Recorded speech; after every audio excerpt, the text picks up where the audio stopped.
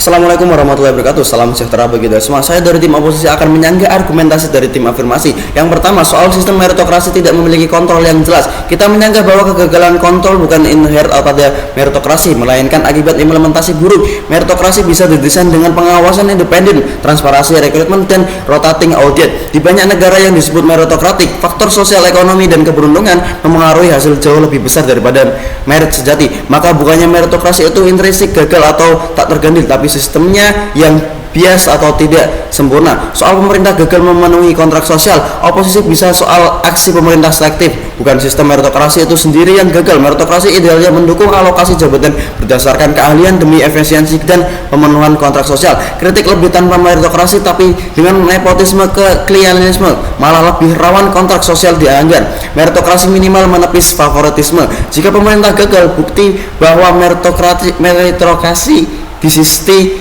dalam praktik, bukan gagalnya itu dalam konsepnya. Soal prinsip obligasi, tim pro menekankan bahwa meritokrasi memang memiliki kewajiban sosial demokratis terhadap kontrak sosial. Di sini saya menyanggah meritokrasi justru melamahkan kewajiban moral terhadap yang terpinggirkan karena menekankan siapa yang layak menurut merit, bukan siapa yang berhak mendapatkan perlindungan ataupun dukungan. Standar merit tidak universal, bisa saja membenarkan eksklusi terhadap yang dianggap tidak cukup layak. Dengan demikian, prinsip obligasi juga dipenuhi lebih baik melalui pendekatan representasialisme sosial atau afirmatif, bukan semata merit. Selanjutnya, soal praktikalitas. Sistem pro membela praktik meritokrasi karena katanya lebih efisien atau praktik. Pengukuran merit sering bias. Tes seperti IQ, ujian akademik bisa lebih menguntungkan para mereka yang mampu invest pendidikan ataupun bimbingan, bukan mereka yang seharusnya berbakat tapi miskin akses. Persaingan meritokrasi menciptakan kredensial unfair. Semua berlomba, sertifikat, gelar, dan tak sekedar bekerja. Ia menurunkan kebahagiaan dan produktivitas sosial. Alternatif praktik yang lebih adil bisa saja sistem kombinasi merit dan representasi atau kuota, bukan hanya merit murni. Meritokrasi memperkuat ketimbangan sosial. Di atas kertas meritokrasi terlihat adil, tapi dalam prakteknya ia justru menjadi mesin reproduksi ketidakadilan. Orang yang sudah kaya atau punya privilege lebih mampu mengakses pendidikan terbaik, pelatihan, dan networking. Mereka lebih mudah tenang dalam sistem meritokrasi. Akibatnya anak petani dan buruh tetap tersingkirkan meskipun mereka bekerja lebih keras. Meritokrasi bisa menciptakan ilusi keadilan, padahal hasilnya tetap timpang. Ini melawan prinsip kontrak sosial. Meritokrasi menyebabkan arogansi elit. Meritokrasi menciptakan kaum elit yang merasa mereka layak atas semuanya karena merit dan menganggap orang miskin sebagai orang yang malas atau bodoh. Orang-orang yang naik melalui merit cenderung merasa bahwa semua keberhasilannya karena usaha sendiri, menyalahkan yang gagal sebagai tidak berusaha cukup. Padahal banyak faktor yang terlibat: dukungan keluarga, kondisi ekonomi, akses awal. Hal ini menciptakan kesenjangan empati dan memperparah apatisme politik karena masyarakat bahwa merasa tidak dihargai dan tidak punya ruang.